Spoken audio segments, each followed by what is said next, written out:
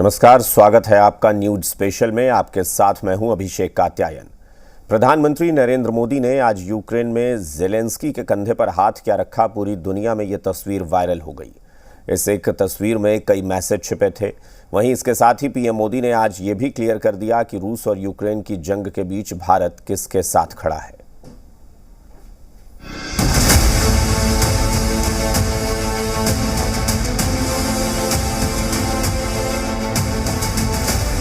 Ukraine से आई इन तस्वीरों को दुनिया ठहर कर देख रही है। यूक्रेन के राष्ट्रपति ज़ेलेंस्की के कंधे पर प्रधानमंत्री नरेंद्र मोदी का हाथ। ये महज एक तस्वीर नहीं बल्कि संकेत है सहारे का, संकेत है शांति का। यूक्रेन की आजादी के बाद ये पहला मौका था जब कोई भारतीय प्रधानमंत्री यहाँ पहुंचा हो। यूक्रेन की धरती पर पीएम मोदी के कदम रखते ही यूक्रेन में जंग की स्थिति बदल चुकी है। मैं आज यूक्रेन की धरती पर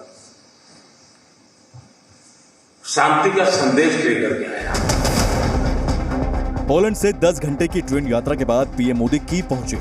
यहां से वो काफिले के साथ सीधा हयात रेजेंसी होटल गए, जहां भारतीय प्रवासियों ने भारत माता की जय के नारों के साथ उनका स्वागत किया। अपने पीएम का स्वागत करने के लिए यूक्रेन पढ़ने गए एमबीबीएस के छात्र भी पहुंचे। यहां मोदी ने सभी का अभिवादन स्वीकार किया, बेटियों से हाथ भी मिलाया। इस मुलाकात के बाद पीएम मोदी सीधे कीव के एवी फोमिन बोटानिकल गार्डन पहुंचे, जहां महात्मा गांधी की एक बड़ी प्रतिमा लगी हुई है।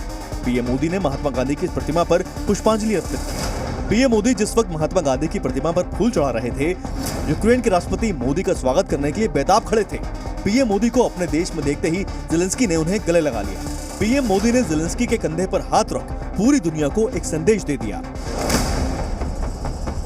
जब 73 वर्षीय प्रधानमंत्री मोदी ने 46 साल के यूक्रेनी राष्ट्रपति ज़ेलेंस्की के कंधे पर हाथ रखा, तो इससे पूरी दुनिया में एक संदेश गया है कि भारत इस गंभीर विपदा, पीड़ा और दुख की घड़ी में यूक्रेन के संघर्ष और जज्बे के साथ खड़ा है।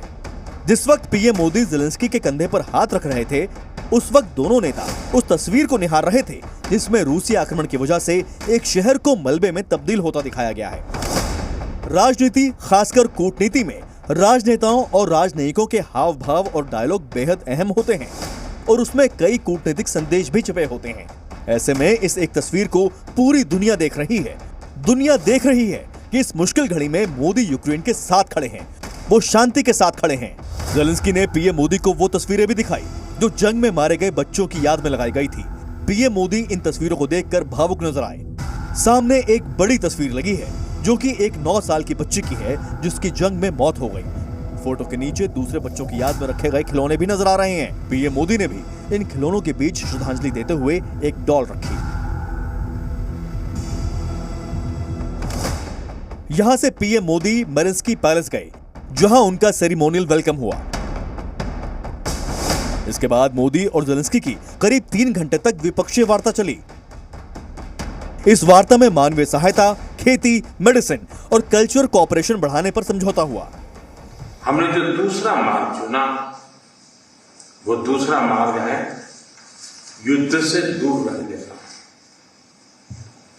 हम बहुत ही कन्विक्शन के साथ युद्ध से दूर रहे हैं, लेकिन इसका मतलब ये नहीं है कि हम तटस्थ थे। हम न्यूट्रल नहीं थे। हम पहले दिन से ही पक्षकार रहे हैं और हमारा पक्ष है शांति का।